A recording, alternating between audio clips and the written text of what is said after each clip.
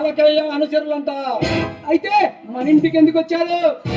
ఆ దుర్గా గారిని వదిలిపెట్టమని నాకే వార్నింగ్ ఇచ్చి వెళ్తున్నారు. నా ఇంటికి వచ్చి నేను ఇప్పుడే వారి సంగతి చూస్తాను. తమ్ముడు, వాళ్ళ సంగతి నాకు వదిలే. ఎందుకే ఆ దుర్గా గాడు ఏమైనా నోరిప్పాడా? లేదన్నయ్యా, వాళ్ళు ఏదో తెలిసిన వాడు నోరు మెదపడం లేదు. తమ్ముడు తమ్ముడు ఆ కాలకయ్య సమస్య మనకు ఒక ఛాలెంజ్ గా మారింది. నువ్వు ఏం చేస్తావో ఎలా చేస్తావో తెలియదు, కానీ ఆ దుర్గా గాడి నేటి నుంచి నిజం రాబట్టాలా. అన్నయ్య, నా తెలియ ప్రకారం ఆ కాలకయ్య గాడి బలం, బలగం, బల్లారి గాడు వాడి ప్రమాదం ఉంది.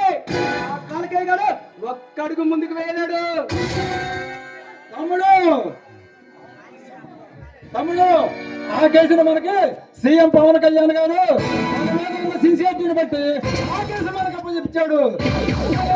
ఆ బల్లారి గడి మీద ఒక్క కన్నేసి ఉంచి ఆ కాలకయ్య గడి అర్థం ముగిద్దాం. ఓకేనన్నయ్య, నేను అలా స్టేషన్ దగ్గరికి వెళ్ళొస్తాను. సరే అన్నయ్య.